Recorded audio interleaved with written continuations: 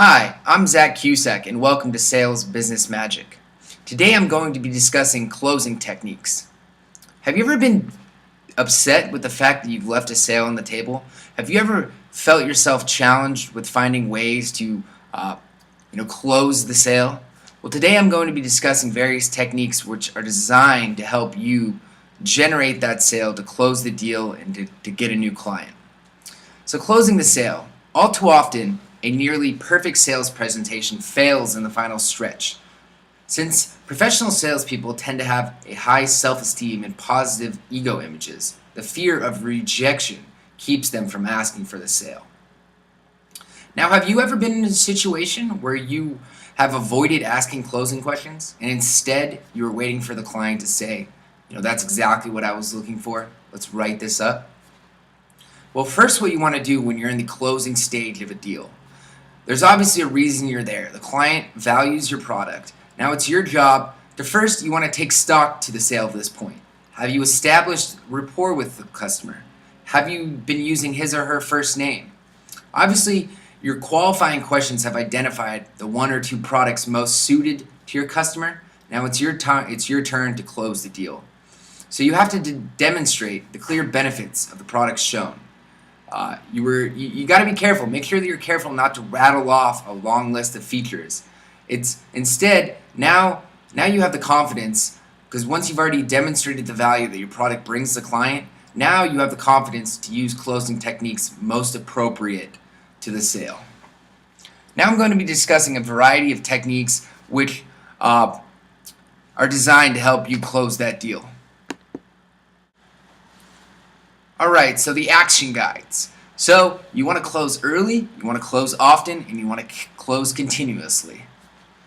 So things, when you're in this stage in the sale, things that you want to look for and listen for are visual and verbal buying signals. So the types of verbal signals may be, when can this order be delivered?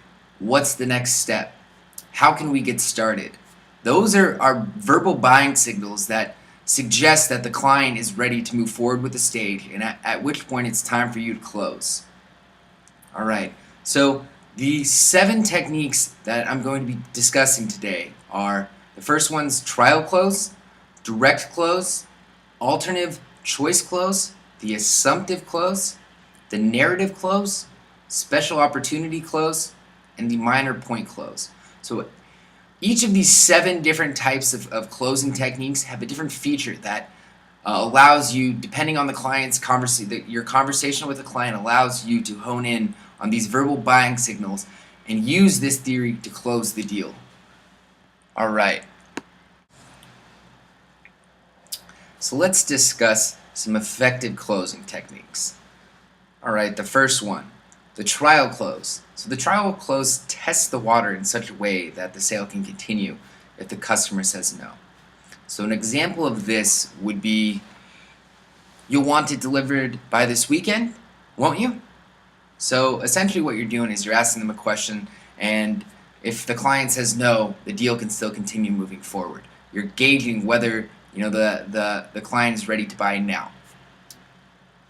Alright, the direct close.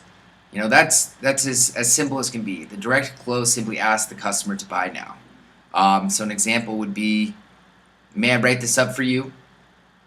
Just, straightforward. Direct close. May I write this up for you now? Alright. The next is the alternate choice close. So what this does is it presents 2 options for the customer, 2 options for the customer's choice. So will this be cash or credit? So what you're doing is you're asking, you're looking to close the deal, and you're using a closing technique that provides them with a decision. Will you be paying cash? Will you be paying credit card? So, that way they're able to, make a decision, and you can continue moving forward. Alright, so the minor point close. What this does is it relates to a relatively unimportant feature of the product. So, an example of this would be, since the trim will match your other appliances so well, why don't we write this up now? Alright. So next, the special opportunity close. So really what this stresses is urgency. An example of this would be We have only 3 of these left. I'll write it up for you now to make sure that you get one. Alright, the next closing technique is the assumptive close. So the assumptive close is used by making a statement that assumes the customer has already made a buying decision. So an example of your closing statement would be, I've scheduled delivery for tomorrow morning. So you're right to the point, and it's, you're assuming that the client's already made the decision. Alright, and the final closing technique that I'll be discussing is the narrative close. So the narrative close tells a story about another client who successfully made a buying decision and how the product solved their problems. So an example, Direct Calls purchased ergonomic chairs from Beverly Hills Chairs, and in the 18 months since, their worker productivity has increased 65%, and their sick days have gone down 35%. So, that's an example of why Beverly Hills Chairs furniture can help, create additional value and increase your workers' productivity. All right, so those are the seven closing techniques that I think will help you close deals, will help you not leave sales on the table, will help you drive and develop new business. So to wrap things up, I'll be touching on the anatomy of closing. So really, things that are most important is you want to understand what your customers want and need. So really spend time qualifying them thoroughly so you understand what their motives are, what their challenges are, what your product can serve and add value to their business. So whether it's from a marketing standpoint, from its quality assurance or worker productivity, you really want to understand what their motives are and how your service, your product can add value to that. So again, touching on, you want to recognize the buying signals, buying questions. When can this order be ready? What's the next step? When you hear those questions, that's your time to hone in and understand that the buyer is ready, so let's close this deal. Think about it this way. Make the sale with casual confidence. Know how great your product is. Don't hard sell them, but rather, be confident. Don't change your tone when you begin to close. You're an expert. You've done this time and time and time again. This is nothing. This is a Sunday cup of tea. It's going golfing. It doesn't matter what your hobbies are or what you're good at. This is just another day in the life of the sales professional.